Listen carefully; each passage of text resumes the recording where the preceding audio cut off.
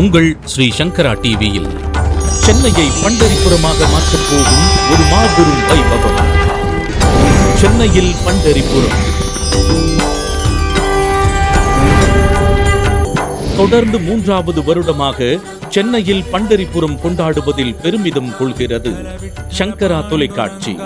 இந்த பெரும் கொண்டாட்டத்தில் கலந்து கொண்டு ஹரிகதா மூலம் கடவுளை நம் மனக்கண்ணால் காணச் செய்யும் India's one and only Harikatha Choodamani Vishaka ஹரியின் மனதை உருக வைக்கும் மாதா விட்டல பிதா விட்டல விசேஷ ஹரிகதா நிகழ்ச்சி.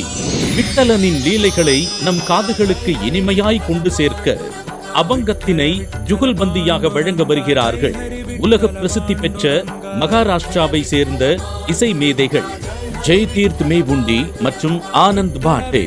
வருடா வருடம் பண்டரிபுரத்தை நோக்கிய வார்க்கரி யாத்திரை அனுபவத்தினை நம் கண் முன்னே கொண்டு வரும் நாட்டிய நிகழ்ச்சி. நம்மை நோக்கிய விட்டலனின் வருகையாக சென்னையில் பண்டரிபுரம் நடைபெறும் நாள் ஜூலை 23ஆம் தேதி செவ்வாய்க்கிழமை மாலை 4 மணி முதல். இடம் நாரதகான சபா, ஆழ்வார்பேட்டை, சென்னை.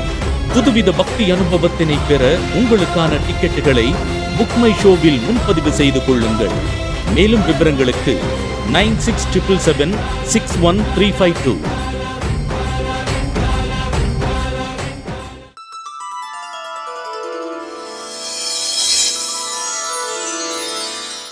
ஓம் ஸ்ரீகாந்தத்ருஹிணோபமன்யுதபனஸ்கந்தேந்திரநந்த்யாதயः பிராச்சீனோ குரவோபி யஸ்ய கருணாலேஷாத்கதா கௌரவம் தம் சர்வாதிகுரும் மனோஜ்ஞவபுஷம் மந்தஸ்மிதாலங்கிருதம் சின்முத்ராங்கிதமுத்ரபாணிநளினம் சித்தே சிவம் குர்மஹே.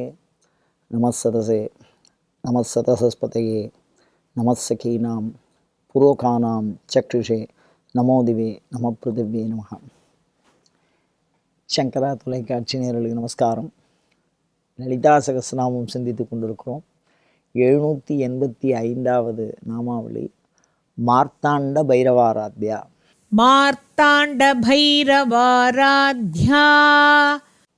பிராணதா பிராணரூபிணி மார்த்தாண்ட பைரவாராத்யா. இதெல்லாம் பார்த்திங்கன்னா பிராணசக்தியை பற்றியே சொல்கிற மாதிரி இருக்குது. ஒன்றோடு ஒன்று தொடர்புடையது, நுட்பமான வேறுபாடுகளை உடையது. நம்ம பெரியவா என்ன பண்ணுவான்னா, வாசலில் அரிசி மாவால் கோலம் போடுவாள். அது ஒரு சம்பிரதாயம். அது வந்து எறும்பு முதலிய விஷயத்துக்கெல்லாம் உணவார்து. அதுக்கப்புறம் என்ன பண்ணுவான்னா, சாப்பிட்டா அதில் எச்சலை முழுக்க வழித்து சாப்பிட மாட்டாள். ஏதாவது ஒரு பாகம் அதில் கொஞ்சம் சாதம் இருக்கும், மிச்சம் இருக்கும் எச்சை. அது வந்து சுவானபோஜ்யம்னு பேர். அதுக்கப்புறம் என்ன பண்ணுவான்னா, சாப்பிட்றதுக்கு முன்னாடி ஒரு உருண்டை சாத்தை எடுத்து காக்காவுக்கு போடுவாள். காக்கா யஜ்யம்னே அதை சொல்லுவாள். பராய்க்கடன் அப்படின்னு அதை தமிழ் பேசுகிறது. அந்த காகத்துக்கு அதே மாதிரி பசுமாடை எங்கே பார்த்தாலும் அதுக்கு ஒரு அருகம்புல்லை கொடுப்பா. தேவதை எந்த கோயிலுக்கு போனாலும் சரி, குருவை பார்த்தாலும் சரி, சன்னியாசியை பார்த்தாலும் சரி, இவெல்லாம் எப்பவும் வெறுங்கையோடு பார்க்கக்கூடாது. அதனால் ஒரு சின்ன ஒரு கனியோ இல்லை வேறு ஏதாவது ஒன்று அவளுக்கு பிடிச்சதையோ எடுத்துன்னு போகணும். இதை வந்து யஜ்ஞம்னு சொல்கிறா, வேள்வின்னு சொல்கிறா. வேள்வின்னா நம்ம என்ன நினச்சிக்கோன்னா, ஐயரை கூப்பிட்டு பெரிய அளவுக்கு யாகம் பண்ணணும் அப்படிங்கிறது வேள்வி இல்லை. அது ஒரு விதமான வேள்வி. அது வைதீகம் சொல்லுகிற வேள்வி. இது வாழ்க்கை சொல்லுகிற வேள்வி. இந்த 5ஐயும் தொன்று தொட்டு நாம் தொடர்ந்து பண்ணிகிட்டே வந்தோம்னா சமஸ்த பாபமும் போயிடும், சமஸ்த பீடையும் போயிடும், சமஸ்த துக்கமும் போயிடும். அது என்ன பாவம் என்ன, பீடை என்ன, துக்கம் என்ன அப்படின்னா, சென்ற பிறவியில் நாம் பண்ணின பாவம் இந்த பிறவியில் நமக்கு எப்படி வரும் அப்படின்னா, ஆசையாக வரும். ஒரு பொருள் மேலே ஆசை வந்துடுது அப்படின்னாலே பாவத்தோட சம்மந்தப்பட்டிருக்கான்னு அர்த்தம். அதை அவனை துன்புறுத்தும். ஆசை உள்ள பொருள் இழக்கப்படும் போது மிகச்சிறந்த துன்பத்தை ஏற்படுத்தும். அனுபவிச்சுட்டு இழந்தால் கூட. நல்ல ஒரு அனுபவம், ஒரு வண்டி வச்சுருக்கோம், திடீர்னு அதை விற்கக்கூடிய நிலைமை வந்துட்டுனா அது மிகப்பெரிய துக்கத்தை கொடுத்துரும். எது சுகத்தை கொடுத்ததோ அதை இழக்கிறதுனால. இந்த பிறவியில் அடுத்தவாளை துன்புறுத்தியோ இல்லை ஏமாற்றியோ அது விஷயமா நம்ம ஒரு சம்பாத்தியமோ ஏதோ ஒன்று பண்ணியிருக்கோம்னா அதோட பாவம் தனியாக வரும். யாராக இருந்தாலும் மனைவியை தாயை துன்புறுத்திய காசியில் பிண்டம் வைப்பா. அதில் என் தாயை நான் பிறக்கும் பொழுது ஏற்படுத்துகிற இந்த இடுப்பு வலி, பிரசவம் போது ஒரு வலி எடுக்கிறதோ இல்லையோ அந்த வலிக்கு பிராய்ச்சித்தமாக இந்த பிண்டத்தை வைக்கிறேன்னு சொல்லுவாள். அப்போ அடுத்தவர்களை துன்புறுத்துவது என்பது எல்லளவுக்கும் கூடாத ஒரு செயல். அப்போ எதுக்கு இதை சொல்கிறேன் அப்படின்னா, பீடான்னு பேர். இந்த பிறவியில் நம்ம அடுத்தவாளை என்னமோ நம்ம கீழே உள்ளவாளை திட்டம்னு நம்ம நினச்சிட்டு இருப்போம். அதெல்லாம் சேர்ந்து வரும் பாவமாக. அதனால் யாரையுமே மனம் கூடும்படியாக பேசுதல் என்பது ஒரு மிகப்பெரிய வாக்கினாலேயோ மனதினாலேயோ செயலினாலேயோ செய்தால் அது பின்னாடி தொடர்ந்து வரும். அது பேர் பீடேன்னு பேர். அது மாதிரி துக்கம் அப்படிங்கிறது என்ன அப்படின்னு சொன்னால், தவிர்க்க முடியாத வியாதி முதலான இயற்கையினாலோ இல்லை நம்ம உடம்புலேயோ ஏற்படுற உபாதி, கண்ணுக்கு தெரியாத பித்திருக்கடன் தேவதை, அந்த மாதிரி ருணத்தினால நமக்கு வருது. நம்மளுடைய கடமை இருக்குது. இந்த உடம்பை நம்ம இரவலாக வாங்கின்னு இருக்கோம். அதுக்கு செய்ய வேண்டிய சில கடமைகள்லாம் இருக்குது. எதுக்கு இதை சொல்கிறேன் அப்படின்னு சொன்னால், இந்த 5ஐயும் நிவர்த்தி பண்ணுறது தான் இதை ரொம்ப எளிமையான முறையில் சொல்லி கொடுத்துருக்கா. இந்த அறம் எல்லாரும் பின்பற்றலாம். வாசலில் கோலம் போடுறது அப்படிங்கிறது எறும்பு சாப்பிடும். அதுக்கடுத்தது சுவானபோஜ்யம், ஏதோ எச்சலை தான் சாப்பிட்டு ஒட்ட வழிக்காத, கொண்டு போய் அது ஒரு பகுதியாக கொட்டு, அதை ஏதோ ஒரு உயிரினரும் சாப்பிடும் அப்படின்னு சுவானபோஜ்யம்னு பேர். அதுக்கடுத்தது பசுமாடை பார்த்தா பசுமாட்டுக்குள்ளே சமஸ்த தேவத்தையும் இருக்குது. அந்த தேவதைகள் தனியாக ஆராதனை பண்ண பலன் 33 கோடி தேவர்களும் பசுமாட்டு உடம்புல இருக்கா. அதனால் பசுமாட்டை பார்த்தாலும் அவளுக்கு உடனடியாக அருகம்புல்லை கொடு. யாவர்க்குமா ஒரு வாயுரைன்னு சொல்லுவான், கிராசம்னு பேர்.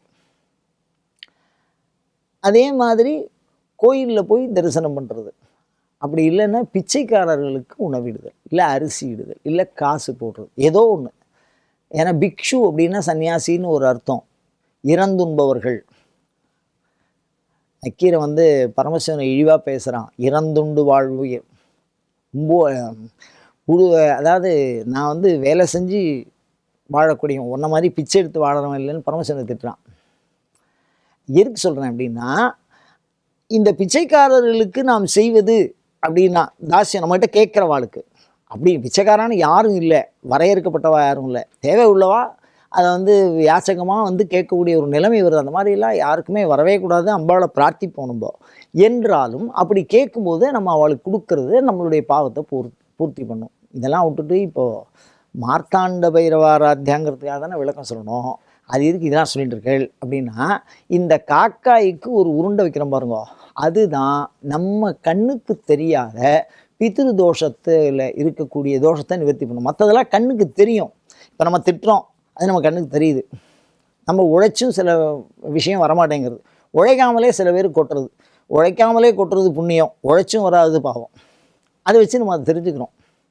அப்போ இதுலேருந்து ஒவ்வொன்றுக்கும் ஒரு கண்ணுக்கு தெரிகிற ஒரு விஷயமா இருக்குது. ஆனால் இந்த பித்ரு தோஷம் ஒன்றியும் நம்ம கண்ணுக்கே தெரிய மாட்டேங்குது. ஆனால் பித்திருக்கள் இல்லாமல் நம்ம ஒரு வரத்தை இப்போ எனக்கு முன்னாடி அவளுக்கு எங்கள் அப்பா, எங்கள் தாத்தா, தாத்தாவுக்கு தாத்தா, யாராவது ஒருத்தருக்கு வாரிசு இல்லைன்னா நான் பிறந்திருக்க முடியுமா? அப்போ ஆதியிலேருந்து அந்தம் வரைக்கும் ஒரு தொடர்பு இருக்குது. அந்த தொடர்பை அருகாமல் செய்வது இந்த பித்ரு தேவதைகள். அதுக்கு தான் இந்த பிண்டம் வைக்கிறா. மிருத அண்டகா இது மார்த்தாண்டகான்னு மாறி இருக்கு. மிருத அண்டா அப்படின்னா என்னென்னா, செத்து போயிட்டா அன்னத்தை உருட்டி வைப்பா, சாதம் பிடிச்சி உருட்டுவா. சில வழக்கத்தில் அரிசி மாவை உருட்டி வைக்கிறது. இந்த மார்த்தாண்ட பைரவ ஆராத்திய காசியில் தான். காசியில் மிகச்சிறப்பாக எங்கே போனாலும் இந்த பிண்டம் வைக்கிறது தான். கரையில் போய் உருட்டி வைப்பா, சாத்தை உருட்டி வைப்பா. 21 பிண்டம் 24 பிண்டம் ஏதோ கணக்கு வச்சுருக்கா, அதில் வைக்கிறா. அதில் வணங்கக்கூடிய பைரவர், அதை உண்ணக்கூடியவர், அதை தான் எடுத்துக்கொண்டு பித்ருதோஷத்தை நிவர்த்தி செய்யக்கூடியவர், அதுதான் மார்த்தாண்ட பைரவர்னு பேர். சூரிய மண்டலத்துக்கு நடுவே இருக்கக்கூடிய ஒரு பைரவர், காலஸ்வரூபமாக இருக்கிறது, காலத்துக்கு அதிதேவத சூரியன். அந்த சூரிய மண்டலத்துக்கு நடுப்புற இருக்கக்கூடிய ஒரு பைரவர் மார்த்தாண்ட பைரவர். ரெண்டுமே பைரவர் தான் குறிக்கும். அந்த பிண்ட வழிபாடு காசியில் பண்ணுறாளோ இல்லையோ, அந்த பிண்ட வழிபாடை காசியில் ஒரு தடவை பண்ணிட்டா அந்த பித்ருதோஷம் நிவர்த்திங்கிறா. அதே ராமேஸ்வரத்தில் பண்ணினாலும் நிவர்த்திங்கிறா. ஒவ்வொரு இடத்துல ஒவ்வொரு விஷயம் சொல்கிறா.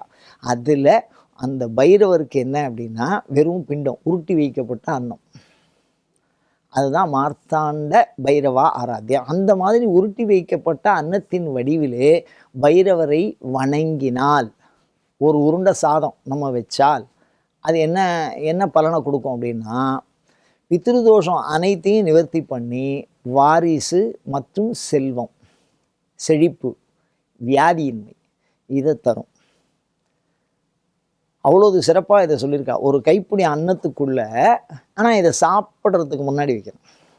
சாதம் வடிச்சிட்டோம் ஆற்றுல அப்படின்னா அதை முதல்ல நைவேத்தியம் பண்ணிட்டு தான் சாப்பிடணும். இறைக்கு நைவேத்தியம் பண்ண அன்னம், அதாவது குலதெய்வத்துக்கு நைவேத்தியம் பண்ணணும். அப்படி நைவேத்தியம் பண்ணுறதுக்கு முன்னாடி அதுலேருந்து ஒரு கைப்பிடியை உருட்டி அதை காக்காய்க்கு போட்டுட்டு சாப்பிடணும். அப்படி போடுறத பைரவராகவும் எடுத்துக்கலாம், காகமாகவும் எடுத்துக்கலாம். அதை தான் அதில் பைரவாய நமகான்னு சொல்லி வைக்கணும். காசி கால பைரவரை நினச்சி வைக்கணுமா அந்த பிண்டத்தை. அதை காக்கா எடுத்தது அப்படின்னு சொன்னால் சமஸ்த பித்ருதோஷமும் நிவர்த்தின்னு சொல்கிறா. ஏன் இதை சொல்லுகிறேன், இது ஒரு சமயமாக இருந்திருக்கிறது. ஒரு எளிய வடிவம். நாயும் பைரவர் கூட சம்மந்தப்பட்டது. பசுபதி அப்படின்ன பசுவும் பைரவர் கூட சம்மந்தப்பட்டது. பசுபதின்னு அவருக்கு பேர், உயிர்களை முறையாக நடத்தி செல்பவர் அப்படின்னு. இந்த வாசலில் போடுற கோலம் ரொம்ப சாதாரணமாக நினைக்கிறோம், அதுவும் பல தேவதை கூட சம்மந்தப்பட்டதாக இருக்குது. எறும்பு முதல் யானை வரை குஞ்சரம் ஈராக அப்படின்னு அழகாக அபிராமி பட்டர் சொல்லுவார். ஆனால் எந்த ஒரு எறும்புக்கு இப்போ வயர் நிறைய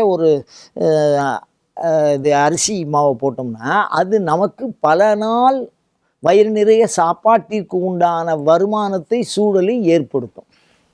அதுதான் அதனுடைய தர்மம். ஏன்னா பல மடங்காக பெருகி வரும். அது மாதிரி காசியில் போய் பிண்டம் வச்சு பைரவரை வணங்குறவாளுக்கு இந்த தோஷம் நிவர்த்தியாகி சமஸ்த ஜெயமும் உண்டாகும். காரியத்தில் எந்த காரியம் எடுத்தாலும் ஒரு ஜெயப்பிராப்தி உண்டாகும்.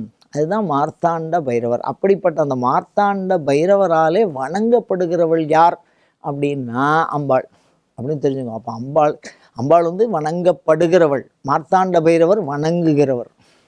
அப்போது சமஸ்த சௌக்கியத்துக்கும் காரணமான பைரவரே சாமி கும்பிட்றார். யாமம் வைரவர் ஏத்தும் பொழுது எமக்கு என்று வைத்த சேமம்னு சொல்லுவார் அபிராமி பட்டர். க்ஷேமம்னா என்ன அப்படின்னா எல்லா நலன்களும், வாழ்விற்கு வேண்டிய அனைத்து நலன்களையும் தரக்கூடிய அற்புத நாமாவளி. இதை சொல்லி ஒரு உருண்டை சாதம், அப்படி இல்லைன்னா கோயில்களுக்கு அரிசி, நம்ம ஆற்றுல அரிசி எடுத்து வச்சு கொடுக்கணும். அதை கோயில்களுக்கு அரிசி கொடுத்தாலோ இல்லது நம்ம காகத்துக்கு சாதம் வைத்தாலோ இல்லை சுவானபோஜ்யம் அந்த மாதிரி விஷயங்களை உருட்டையாக உருட்டி வைக்கிற போது சமஸ்த க்ஷேமமும் உண்டும். அப்படிப்பட்ட அந்த பைரவர் வணங்குகிறார்.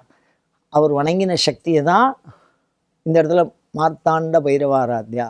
அப்போ இந்த நாமாவளியை சொல்லி யார் கும்பிடுறாரோ அம்பாளுடைய அனுகிரகத்தையும் பெறுவார்கள், பைரவருடைய அனுகிரகத்தையும் பெறுவார்கள். அதனால் சமஸ்த பித்ருதோஷமும் நீங்கி அனைத்து நலன்களும் பெறுவார்கள். அயம் தர்மஹா உத்தரோத்தர அபிவிருத்தி ரஸ்து.